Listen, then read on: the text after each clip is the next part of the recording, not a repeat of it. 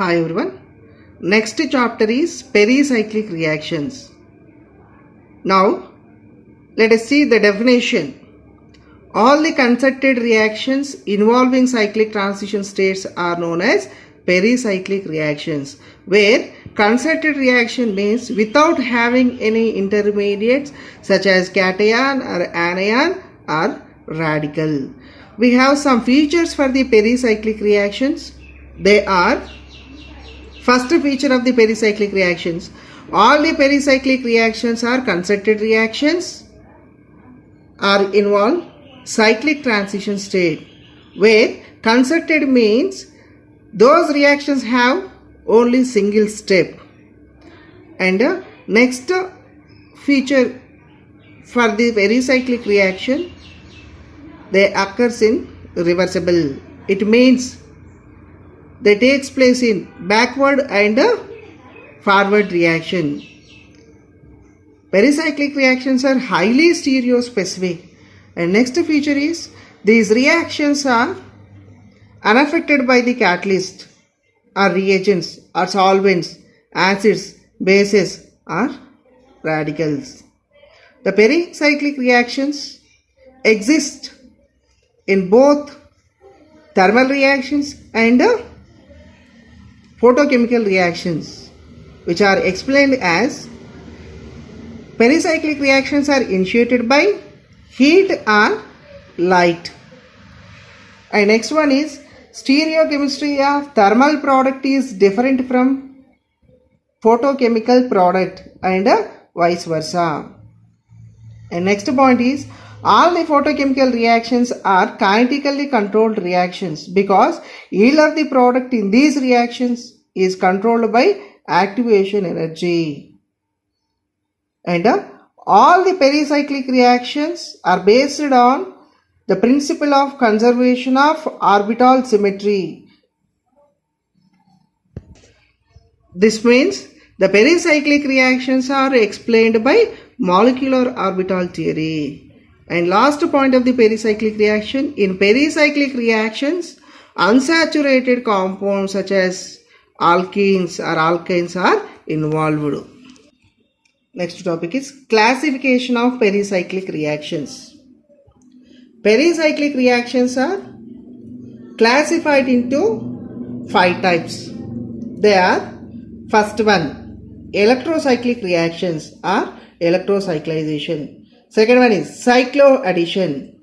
Third one is sigmatropic reactions or sigmatropic shift or rearrangements. Fourth one is heliotropic reaction. And fifth one is group transfer reaction. Total we have 5 types of pericyclic reactions. They are electrocyclic reactions, cycloaddition reactions, sigmatropic reactions, heliotropic reactions and group transfer reactions. First reaction, electrocyclic reaction. Suppose 1,3-butadiene has molecular formula C1, C2, C3, C4. It has 2 double bonds at C1 and C4. C1, C4 carbons, termini of unsaturation or conjugation. Termini means initial and final positions of unsaturation. These double bonds or these unsaturation occurs at the initial and final carbons. So this 1,3-butadiene exists in 2 forms. They are S-cis 1,3-butadiene and S-trans 1,3-butadiene, where S is sigma bond or single bond between the 2 double bonds or unsaturation. In S-cis isomer, the termini are very close, but in S-trans, the termini are very far. So it is the difference between the S-cis and S-trans isomer. The S-cis and S-trans isomers are represented as these 2 are stereoisomers of 1,3-butadiene. S-cis 1,3-butadiene in presence of heat gives cyclobutane. Now a sigma bond or a single bond develops between C1 and C4 and a double bond develops between C2 and C3.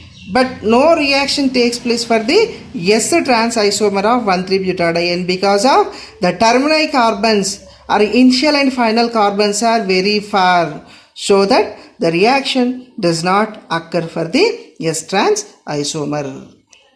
Another example, we are taking 1, 3, 5 hexatriene cis isomer. Initial and final carbons are same side. In presence of heat, they forms a sigma bond or single bond between the double bonds. And at the same time, trans isomer of 1,3,5 hexatriene does not take place in presence of heat. Therefore, molecule must be a continuous pi conjugation. Terminal pi conjugation must be spatially closure.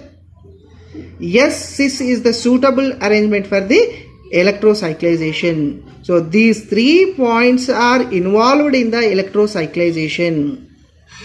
They are: molecule must be continuous pi electrons or pi bonds or pi conjugation.